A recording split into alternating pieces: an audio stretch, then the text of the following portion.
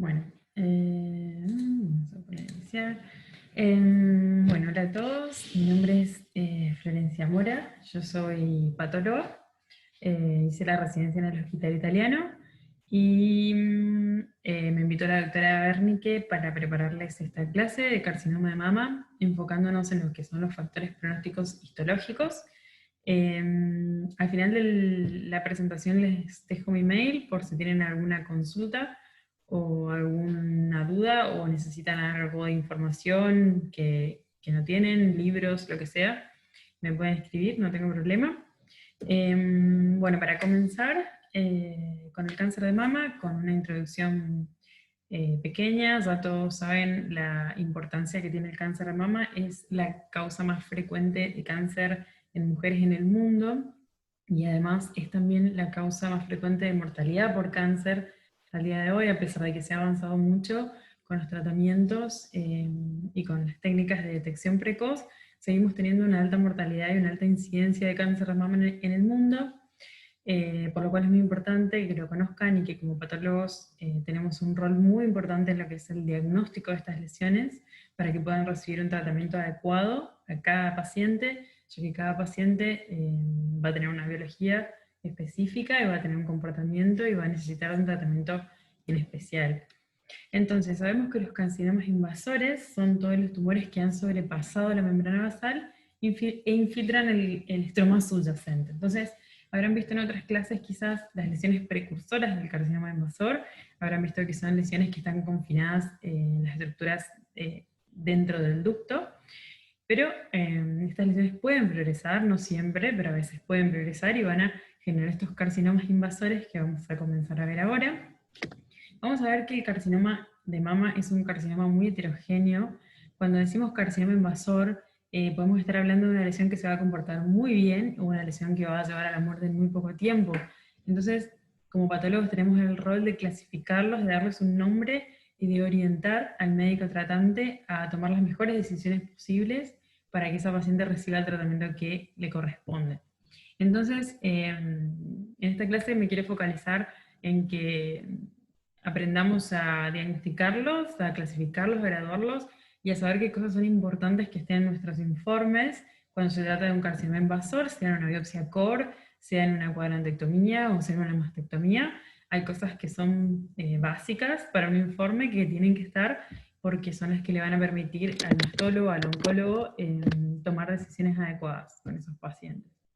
Entonces, sabemos que los pacientes que van a tener un carcinoma invasor, en general su motivo de consulta puede llegar a ser un nódulo que se palparon por autoevaluación mamaria, o puede llegar a ser, por ejemplo, un nódulo o un hallazgo de un screening mamario, como sabemos que hay técnicas de screening que se realizan habitualmente, mamografía, ecografía, dependiendo de la edad. Entonces sabemos que en estas lesiones podemos encontrarnos, en estos estudios, perdón, podemos encontrarnos con lesiones como microcalcificaciones o bien nódulos sospechosos, distorsiones, y esto va a llevar a que se tome una conducta sobre ese paciente, sea una biopsia con aguja fina o una cuadrantectomía o mastectomía, dependiendo del caso. ¿Qué son los factores pronósticos? Porque dijimos que vamos a hablar de factores pronósticos histológicos. Los factores pronósticos son características que va a tener ese tumor en particular que nos permiten a nosotros predecir cómo se va a comportar en el futuro y qué tratamiento va a necesitar. O sea, qué tratamiento de todos los que nosotros disponemos va a ser el más beneficioso para ese tumor en particular. Entonces, los factores pronósticos son características del tumor que los patólogos tenemos que identificar y consignar en nuestros informes, porque de esa manera la paciente va a recibir el tratamiento más adecuado para esa lesión. Los factores pronósticos histológicos son clásicos, no es nada nuevo, digamos, es lo más antiguo que tenemos en clasificación de cáncer de mama, y clásicamente son tipo histológico, grado histológico, tamaño tumoral, estado de los ganglios e invasión de los ganglios linfáticos. Recientemente, más o menos no tan recientemente, pero hace, digamos, en los últimos años, se agregaron los linfocitos infiltrantes del tumor, o los TILs, que también en una parte les voy a mostrar un poco lo que son y cómo incorporarlos a nuestros informes. Es algo, digamos, un poquito más reciente. Bueno, el tipo histológico. ¿Qué es el tipo histológico? El tipo histológico es el nombre que nosotros decidimos ponerle a una lesión basándonos en su morfología. O sea, al día de hoy la morfología sigue siendo la base de la clasificación de los tumores. Aún así, nosotros sabemos de que la clasificación molecular, que es lo más reciente, no es tan reciente, pero es lo más reciente en comparación, es mucho más fidedigna en términos de biología del tumor. O sea, la clasificación molecular nos va a hablar mucho mejor de la biología de ese tumor y de la terapéutica que tenemos que implementar en términos de tratamientos oncológicos, pero un paso antes, para poder llegar a eso, necesitamos primero saber qué tipo de tumor estamos hablando, qué grado tumoral tenemos, y esto va a estar relacionado con su morfología. Entonces, bueno, todos ya deben conocer por otras especialidades quizás el libro de la WHO, el libro azul.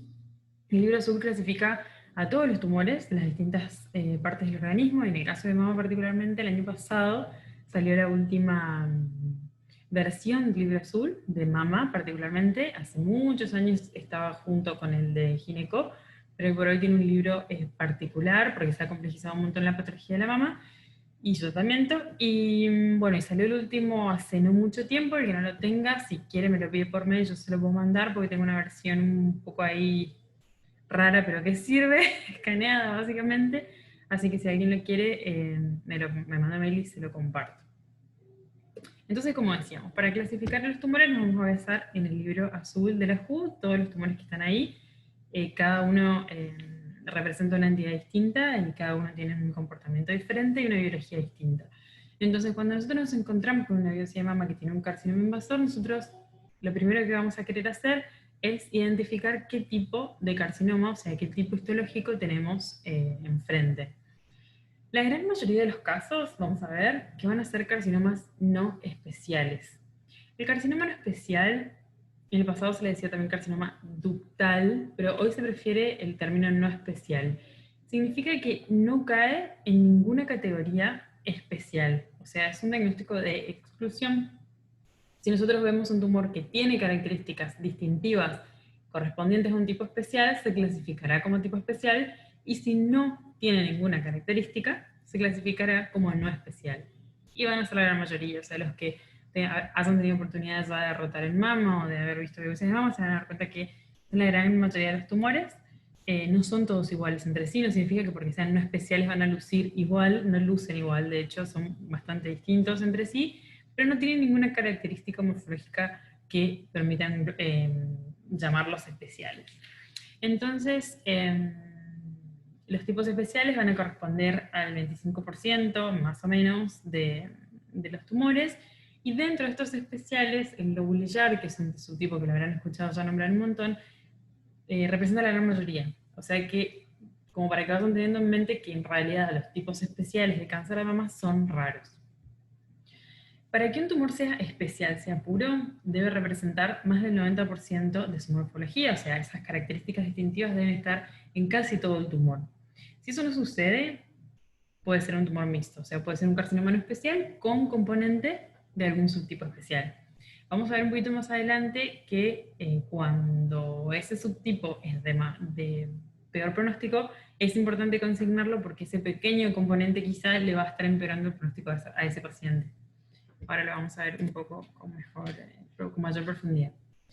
Este cuadro se los puse, nada, es un trabajo que analiza un montón de subtipos histológicos de cáncer de mama. La idea es que sepan de que el subtipo histológico es un factor pronóstico porque no todos se van a comportar de la misma manera. Sabemos que algunos carcinomas especiales van a tener un mejor pronóstico o un peor pronóstico que un carcinoma convencional o no especial. Entonces, por ejemplo, un carcinoma tubular es de muy buen pronóstico, mientras que un carcinoma micropapilar es de peor pronóstico. Todas esas cosas para que nada, les vaya sonando cómo viene a ser la clasificación de tipos histológicos. Vamos a empezar a hablar un poquito, para poder entrar en el resto de los factores pronósticos, vamos a empezar a hablar del carcinoma infiltrante no especial, que, como dijimos, es el que nos va a ocupar la mayoría de las veces, o sea, vamos a tener prácticamente la mayoría de nuestros carcinomas invasores de este subtipo. En la macro lo vamos a encontrar como lesiones blanquecinas, con consistencia bien aumentada, duropétrea y con bordes espiculados. Es la clásica foto de carcinoma invasor.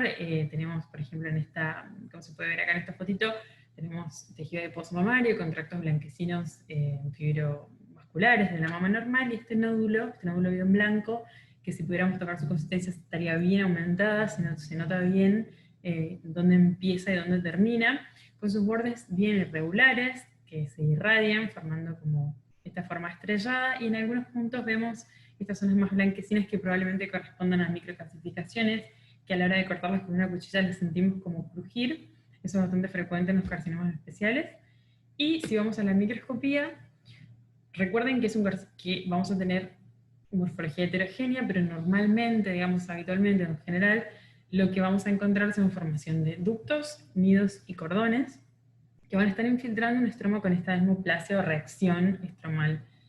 Esto, como dijimos, estos carcinomas no especiales pueden lucir de esta manera, por ejemplo, acá formando túbulos con células relativamente pequeñas, más diferenciados, o sea, pareciéndose más a una estructura mamaria normal, o pueden lucir de una manera más como la foto de la derecha, donde tenemos una proliferación más sólida, que no vemos que forme luces, que a su vez está constituida por núcleos, algunos de gran tamaño, con muchas fibras mitóticas, y estamos hablando del mismo tumor, podemos estar hablando de un carcinoma no especial.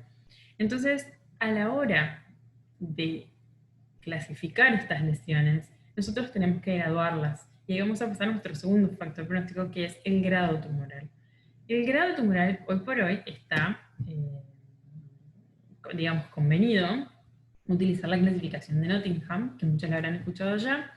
Es una clasificación que consta de 3 ítems o de 3 características distintas que evaluamos en el tumor para finalmente darnos un score que va a ser nuestro grado histológico, que es el grado tumoral final, digamos, y el que va a dar esta orientación pronóstica en el paciente. Entonces, dijimos que está constituido por 3 ítems diferentes. El primer ítem va a ser la formación de túbulos, como lo pueden ver acá. Si el tumor está formado en su mayoría, en más del 75% por túbulos, a ese tumor le vamos a consignar el número 1. O sea, vamos a sumarle un punto, un poroto, y lo vamos a tener ahí en cuenta aparte para después sumarlo con el resto. Si vemos que entre el 10 y el 75% del tumor forman túbulos, le vamos a poner el número 2. Y si vemos que no hay formación de túbulos o que esa formación es menor al 10%, le vamos a poner un número 3 o sumar 3 puntos. Una vez que tenemos esto, vamos a ir a mirar cómo son los núcleos. Siempre es útil tener algún ducto mamario que esté cerca para poder comparar los núcleos y tener una comparación, digamos, más directa, pero si no los tenemos, van a ver que después, cuando vean mucho túbulo mamario, de biopsias normales o de biopsias que tienen parenquima mamaria remanente, se van haciendo la idea de que las células del ducto mamario en general son células pequeñas y en base a esa morfología y al pleomorfismo que tengan, vamos a asignarles en este segundo ítem otro número, que puede ser 1, si las células son pequeñas, muy monomórficas, se parecen bastante a un ducto mamario normal. Un 2, si hay un mayor tamaño celular con un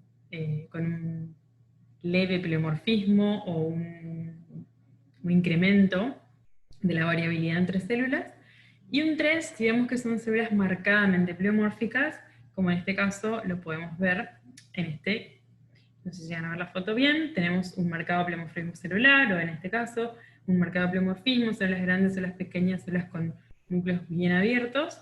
En ese caso le vamos a asignar el número 3. Y el tercer ítem va a ser el conteo mitótico. Ay, que se me trabó.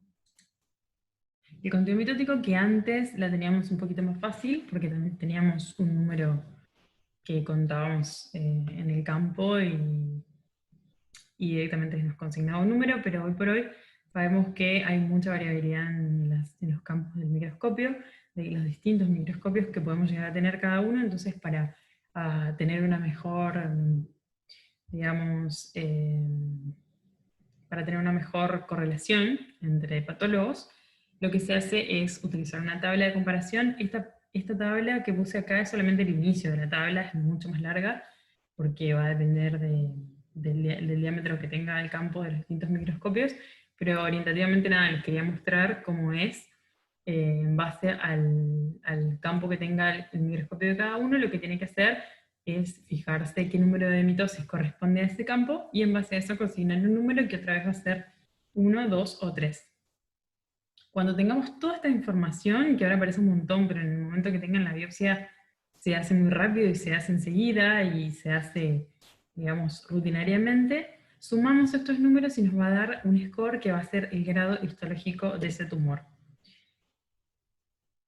Pensándolo con lógica, ¿no? Si tuviéramos en el mejor de los casos 1, 1 y 1, nuestro menor va a ser 3. Y en el peor de los casos tendríamos 3 más 3 más 3, y nuestro peor caso va a ser el 9. Entonces, recordando esto, es más fácil acordarse que del 3 al 5, o sea, teniendo un score final de 3, 4 o 5, el grado histológico de ese tumor va a ser 1. Teniendo una puntuación de 6 o 7, el grado de ese tumor va a ser 2. Y teniendo una puntuación de 8 o 9, el grado de ese tumor va a ser 3, que es el grado más alto. Otra cosa que les quería aclarar, porque a veces me parece que es confuso, es que el grado de formación de túbulos lo llamamos grado de diferenciación.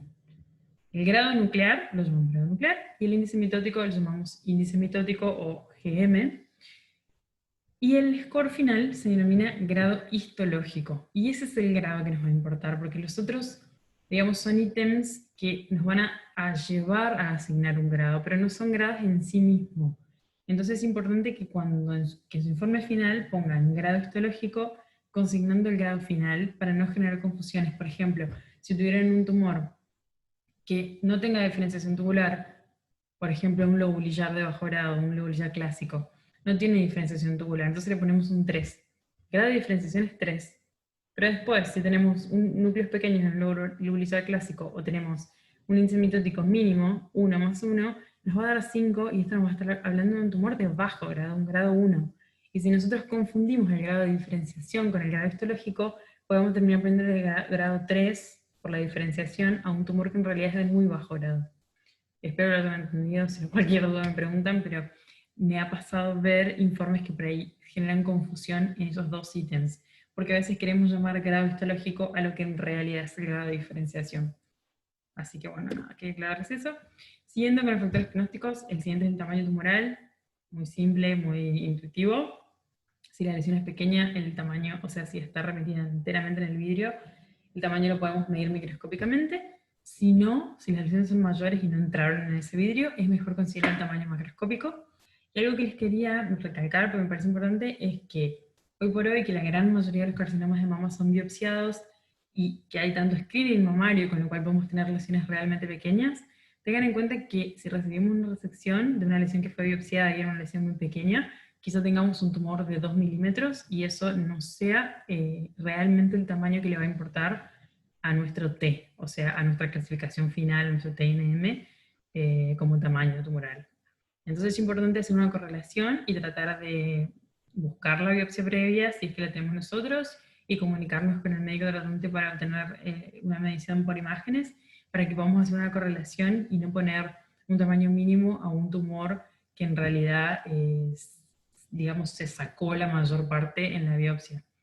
Así que siempre la correlación, o sea, siempre entender que lo que nosotros estamos viendo forma parte del diagnóstico y del tratamiento de la enfermedad de una persona, que somos digamos, un soldado más en ese equipo, en esa batalla contra la enfermedad, y nunca tratar de no tirar datos aleatorios, de decir un tamaño que no es, o de dar datos errados por no hacer una correlación buena, digamos, con todo lo que hay disponible de ese tumor, que en algunos casos puede ser solo lo que nosotros tenemos, pero en otros casos pueden ser biopsias previas, pueden ser imágenes, etc. Bueno, nada, esto el TNM. El TNM nosotros nos basamos en la clasificación de la JCC, que para estadificar a las lesiones, y la pueden conseguir también, si no la tienen me la piden. Y nada, es muy sencillo, el T1 es de 1 a 2 centímetros, de 2 a 5 es un T2, mayor a 5 centímetros es un T3, y consideramos T4 cuando invade estructuras adyacentes que pueden ser el músculo pectoral, pueden ser la parrilla costal, etc. Nada, esto, no hay mucho para explicar, digamos, es simplemente una cosa muy estática y muy sencilla, me parece. El estado ganglionar, respecto a esto sí, el estado ganglionar siempre, cuando hablamos de MAM en general, estamos hablando de ganglios axilares, vamos a considerar positivos a los ganglios que tengan depósitos tumorales mayores a 2 milímetros. Esos van a ser consideradas macrometástasis y las macrometástasis van a ser consideradas ganglio positivo. Si nosotros tenemos una metástasis menor, o sea, tenemos una micrometástasis, la vamos a consignar, pero eso no se considera un ganglio, no se considera N1, en la estadificación no se considera un ganglio positivo. Y también podemos tener células tumorales en tránsito, que esto hace unos años fue un temón, porque había mucha discusión sobre si eran o no eran metástasis. Bueno, hoy sabemos que las células tumorales en tránsito, o sea, todas aquellas células tumorales que estén en el ganglio, que sean menores de 200 células o menores de 0,2 milímetros, van a considerarse de esta manera, células tumorales en tránsito, y no constituyen un ganglio positivo. Imagínense que si las micrometástasis no lo constituyen, menos las células tumorales en tránsito. En algún momento se habló de pedir inmunistoquímica, hoy no se pide inmunistoquímica, se evalúan por hematoxilina vacina. Aclarar que porque el tamaño es importante, es de buena práctica ponerlo en nuestros informes, o sea, si tenemos, por ejemplo, un ganglio centinela que tiene una metástasis del tumor, digamos, de mama, poner que tenemos un ganglio con metástasis de carcinoma, poner el tamaño de esa metástasis para que pueda correlacionarse esto de que se trata de una macrometástasis, y si hubiera una ruptura de la cápsula de ese ganglio, es importante ponerlo porque esto va a relacionarse con la posibilidad de recibir recidiva axilar para esa paciente, lo cual es importante a la hora de instaurar un tratamiento, sea de radioterapia, por ejemplo. En estos casos le puse una foto de un ganglio linfático con una metástasis. Habrán visto, conocen la estructura ganglionar normal, vamos a tener un ganglio que está constituido mayormente por linfocitos, y este acúmulo que ya bajo momento nos damos cuenta de que tiene un aspecto más rosa, porque son células epiteliales. Las células epiteliales tienen más citoplasma que el linfocito que está al lado, entonces la vemos con ese tono más claro, digamos, más rosado. Y a mayor aumento encontramos que son células que están levemente polarizadas, en este caso como formando alguna estructura tubular, polarizándose hacia la base con su porción apical hacia el centro, y esto nos habla de que son células epiteliales. De todas maneras, en muchos casos vamos a necesitar hacer técnicas de inmunistoquímica porque nos den dudas con algunos histocitos. En este caso no se puso muy claro, pero bueno, en otros casos podemos necesitar de algunas técnicas auxiliares también.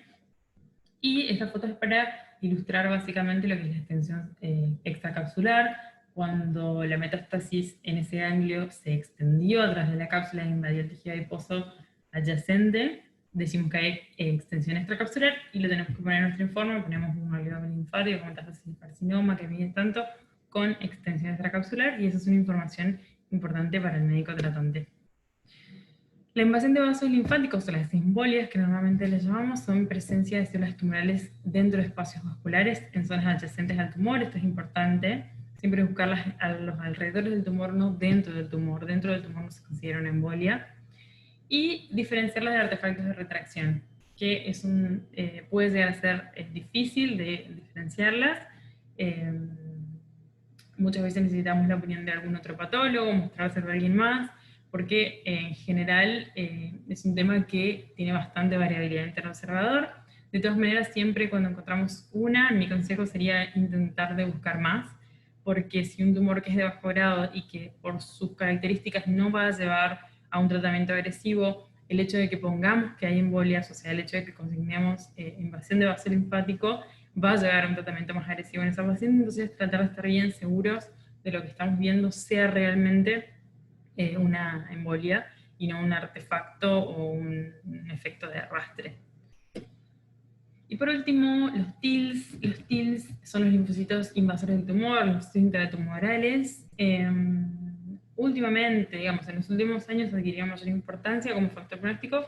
Hoy se sabe de que se relaciona con una mejor respuesta de ese paciente al tumor. Es como si ese paciente estuviera intentando, digamos, batallar contra ese tumor. Entonces tiene una gran carga de linfocitos intratumorales y está asociado a tanto un mejor comportamiento de ese tumor como una mayor respuesta del paciente a una terapia neoadyuvante. Y entonces, bueno, en los últimos años hubieron muchos consensos, muchas reuniones, mucho debate respecto a este tema, y en el último libro de la WHO ya salen, digamos, una guía de cómo informarlos, así que es conveniente que empecemos a hacerlo, que empecemos a ponerlos en nuestro informe, si es que todavía hay gente que no los está poniendo. Y en el libro de la WHO, esta es una captura del libro de la WHO, que nos ayuda a definir el área de dónde buscar estos linfocitos. Siempre tenemos que hacer, digamos, una idea del tumor, tratando de borrar de la mente el área fibrosa o el área necrótica o el área que tenga mucho debris celular y célula inflamatoria granulocítica, y tratar de focalizarnos en el área estrictamente tumoral, y dentro de ese área en los linfocitos que están en el estroma de ese área, excluir a los linfocitos que están dentro de la porción epitelial, digamos, bien dentro del tumor. De todas maneras, algo que me parece muy interesante, se los pongo, es que hay una página de una página web, digamos, donde pueden entrar, tienen toda la información sobre TILS, sobre guías cómo evaluarlo, dibujos, esquemas, en digamos, en el working group de TILS que dio este trabajo de la NASA Oncology, también hay dibujos y esquemas que por ahí son bastante útiles a la hora de hacernos el ojo, digamos, de comparar lo que a nosotros nos parece, qué sé yo, un porcentaje quizás cuando lo vemos en comparación no es tanto, o este tipo de entrenamiento que obviamente es algo nuevo, tenemos que aprender a hacerlo, y me parece que esas herramientas que están en la web y están en el consenso que salió son muy útiles a la hora de sentarse uno, digamos, con el preparado a evaluar y a consignar los tips. Y por último, ahora sí, bueno, como es una, digamos, como hablamos antes del carcinoma infiltrante no especial, quería nombrar mínimamente, o sea, un pantallazo muy general de lo que son los otros subtipos que existen, que como habíamos dicho son bastante menos frecuentes, pero están, o sea, con la cantidad de cáncer de mama que tenemos y la cantidad de biopsias de mama que podemos encontrar, nos vamos a encontrar, o sea, de vez en cuando nos encontramos con esos tipos especiales, y algunos de ellos son importantes especialmente porque se comportan distintos, o sea, el subtipo está, digamos, intrínsecamente relacionado con una biología particular, entonces ese tumor se va a comportar de una manera especial y es importante que lo reconozcamos y que lo podamos nombrar así. Entonces, el lobulizar, como les he dicho antes, que dentro de los especiales es el más frecuente. Si había muchos que los especiales eran del 25%, este es del 5 al 15, o sea que representa la mayoría de los especiales. En imágenes, la diferencia con el no especial es que a veces las imágenes, digamos, la paciente que tiene un lobulizar tiene una imagen más de distorsión o un nódulo mal definido. En general no tienen microclasificaciones porque las lesiones que se asocian con ellos en general no dan comedonecrosis, que es lo que más frecuente se asocia a microclasificaciones. Entonces, generalmente pueden tener una alta tasa de falsos negativos por imágenes porque tienen estas imágenes que no son tan claras, y con la utilización de la resonancia magnética, que es algo más nuevo, de utilización más reciente en el diagnóstico mamario, se pueden ver mucho mejor y disminuyen los falsos negativos. Es un tumor que más veces que el no especial puede ser multicéntrico. En la macroscopía, lo mismo que nuestra macroscopía, se relaciona mucho con lo que se ve en la imagen. Son lesiones que generan distorsión, que no son nódulos bien definidos, que a veces no podemos decir dónde empieza y dónde termina, o no estamos tan seguros. En general se palpan más de lo que se ve, por lo cual es importante practicar la palpación en estos casos. Y cuando vamos a una congelación, la congelación, ustedes saben, si es una parencretomía, muchas veces nos piden márgenes, y si es así, hay que tener mucho cuidado cuando estamos con un lobulizar, sobre todo si tenemos la suerte de saber que lo que se está operando es un lobulizar, porque son tumores que se pueden, por las características biológicas que tienen, como pierden una molécula de adhesión intracelular, las células se sueltan y se pueden meter por los tractos fibrosos, y nosotros no necesariamente vemos que se está extendiendo más de lo que parece. Entonces, hay que tener cuidado y a veces si se puede ampliar un poco más en estos casos, puede llegar a asegurarnos un margen más probablemente negativo que, que lo que se espera, digamos. Bueno, en la microscopía, vamos, como dije recién, son células que pierden una molécula de adhesión, que es la de caderina. Entonces son células que típicamente se van a separar una de otra, o sea, son discoesivas. Se disponen en filas indias o de manera dispersa, cada una por su lado, y ese es el patrón del lobulillar clásico. El estroma va a estar reaccionando a esa célula que la está infiltrando, entonces vamos a tener, como siempre, en invasión, desmoplasia. Típicamente son células, digamos, en el clásico, en el lobulillar clásico, son células chiquititas, a veces pueden generarnos dudas si se trata de alguna zona inflamatoria o si se trata de algún histocito. Hay lobulillares que pueden tener una morfología histioide, entonces hay que tener bastante cuidado, y algunos, digamos, tips que nos hablan de invasión son, en este caso, por ejemplo, la invasión del tejido adiposo, vemos que hay células tumorales que se están metiendo en el tejido adiposo. También el patrón targetoide, que se le llama a las células tumorales que están dispuestas en filas, como en catafilas de cebolla, alrededor de un ducto de mama remanente, que también es muy característico del patrón clásico del lobulillar.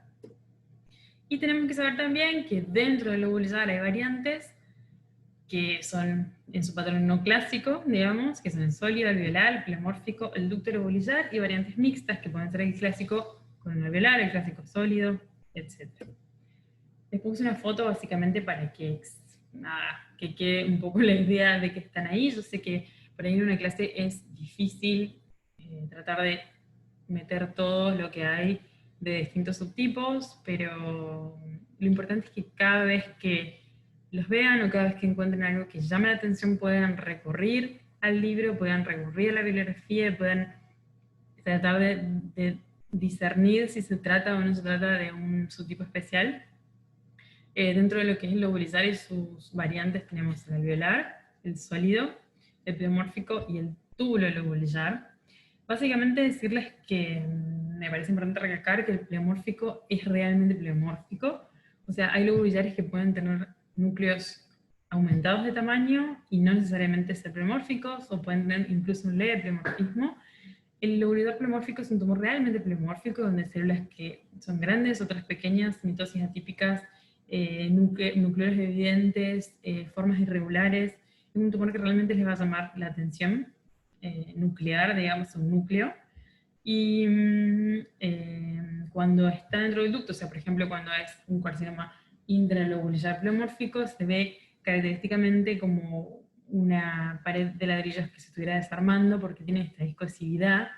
Eso nos va a llevar a pensar que no es un ductal, que no es un carcinoma especial, o que no es un carcinoma intraductal, que es un lobulillar pleomórfico, porque tenemos esta lesión que tiene un núcleo de alto grado, pero que a la vez no tiene esa cosividad, o sea, es como si se estuviera desarmando. Y el túbulo lobulizar, que por ahí uno abusa a veces del túbulo lobulizar porque no está seguro si se trata de un carcinoma no especial lobulizar, pero en realidad es un subtipo especial que es de muy bajo grado, que es un lobulizar clásico, que en algunos sectores vemos formación de túbulos, que estos túbulos también van a ser de muy bajo grado, o sea, son túbulos constituidos por una sola hilera celular con núcleos de bajo grado. El inmunofenotipo de los carcinomas lobulizares es típicamente luminal, o sea, típicamente receptores de estrógeno y progesterona positivos. El HER2 normalmente debería estar negativo, y la caderina, como dijimos, va a ser negativa, que es la inmunomarcación que nos permite evaluar esta molécula de adhesión, que como dijimos se pierde. En este caso pueden ver una imagen de un túbulo mamario que tiene una marcación para caderina y que la marcan los túbulos, porque los túbulos están sanos, y se pierde en la lesión infiltrante, que es lo que pueden ver acá con esta morfología de targetoide que no está marcando la de caderina. El carcinoma tubular. El carcinoma tubular es otra variante que dentro de los especiales se ve un poco más. Está constituido por túbulos bien diferenciados, que están angulados y que están formados por una sola hilera de células también. Esta lesión sí suele presentarse con microcalcificaciones, y también es frecuente que se asocie con otras lesiones de bajo grado que seguramente las vieron antes o en alguna de las otras clases de lesiones de bajo grado, que son frecuentes de ver en una misma mama, quizá no en el mismo sitio, pero sí recorremos la mama podemos encontrar esas lesiones acompañando, porque es una paciente, porque es una mama, digamos, es una paciente que tiene una alteración morfológica de la vía del bajo grado. Entonces, el carcinoma tubular, como dijimos, está transmitido por estos túbulos, como se puede ver acá. Recuerden que los túbulos son angulados, que se disponen de manera azarosa, no están ordenados en una arquitectura, digamos, lobular, sino dispersos de manera azarosa, se van metiendo en la periferia, y no vamos a encontrar gran atipia, no vamos a encontrar grandes mitosis, pero sí es importante recordar que para que esto sea un tumor invasor debe haber perdido la hilera de células mioepiteliales de alrededor. Entonces, muchas veces hay otras lesiones que se pueden parecer a un carcinoma tubular y no serlo, como por ejemplo las cicatrices radiadas o las lesiones esclerosantes complejas. Si han visto alguna vez, o seguramente en algún momento se las van a encontrar, las lesiones esclerosantes complejas o cicatrices radiadas son lesiones de riesgo de la mama que lo que tienen en el centro es un estroma bien escleroso que atrapa adultos mamarios. Y al atraparlos puede generar esa imagen de túbulo angulado como el carcinoma tubular. Para estos casos tenemos que recordar que nos valemos de la inmunohistoquímica para evaluar esas células mioepiteliales y poder determinar si estamos ante una lesión esclerosante o ante un carcinoma tubular verdaderamente, y no confundirnos porque morfológicamente son muy parecidos. Por ejemplo, en este caso, esta foto podría de lo más bien corresponder a la foto que vimos anteriormente, a estos túbulos anguladitos de una sola hilera. Quizás si una, perdón, quizás si uno lo mira con mucha atención puede llegar a encontrar alguna célula epitelial, mioepitelial por ahí abajo, pero muchas veces es difícil y muchas otras veces están atenuadas. Entonces, si tenemos disponibilidad, es muy recomendado utilizar la inmunohistoquímica. Podemos pedir una calponina, un P63, para marcar las células mioepiteliales y asegurarnos de que en estos casos no se trata de una lesión invasora de un carcinoma, sino nada más de una lesión de tipo esclerosante. Y nada, en este cuadro muestra más o menos, me imagino que habrán visto ya algunas lesiones de riesgo a bajo grado, como las columnares, la PPC la típica, el carcinoma de bajo grado y la neoplasia central lobulillar, que se relacionan con este tipo de carcinomas, los carcinomas de bajo grado, como el tubular, el lobulillar y el túbulo lobulillar.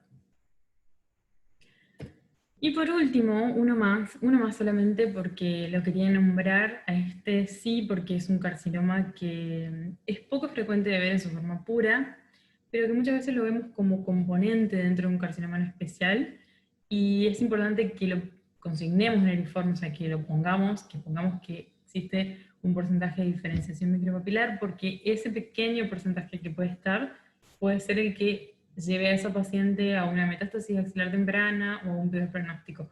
Entonces, siempre que está, en nuestro informe lo ponemos y ponemos en qué porcentaje se encuentra para poder dar una orientación al médico tratante. Bueno, como dice acá, es más frecuentemente que estos tumores den metástasis axilares, y para diagnosticarlos siempre, si bien son bastante fáciles de ver porque tienen una morfología muy florida, es lindo de ver el tumor, tenemos que tener en cuenta que a veces hay, digamos, artefactos que asemejan al micropapilar sin serlo. Entonces, para que llamemos a un tumor micropapilar, recordemos que las micropapilas son las papilas que no tienen ejes fibrovasculares. Entonces es un tumor que va a estar constituido por todas estas micropapilas, y la polaridad se dice típicamente que está invertida, o sea que la región apical de la célula está orientada hacia afuera, hacia el estroma, en vez de orientarse hacia la luz. Muchas veces eso puede ser más fácil de ver, otras veces más difícil. De todas maneras, no es necesario hacer inmunohistoquímica para determinarlo. Se puede utilizar una tinción de EMA para, digamos, ilustrar la porción apical y ver que está invertida, que no es necesario hacer porque es una morfología bastante habitual. Pero hay que tener en cuenta esto, que a veces se confunden con retracciones del estroma en un carcinoma, por ejemplo, no especial, que tenga un estroma muy denso, muy fibroso. A veces puede pasar que asemeje un micropapilar sin serlo. El perfil inmunohistoquímico de estos tumores es típicamente también luminal, o sea, positivo para receptores de estrógeno y progesterona, y puede haber hasta en terceros casos con HER2 positivo. Recordar el tema de las retracciones estromales en el diagnóstico diferencial. Y bueno, por último nada, o sea, hay un montón de tumores, básicamente que sepan que existen, los pueden encontrar en la bibliografía sin ningún tipo de problema.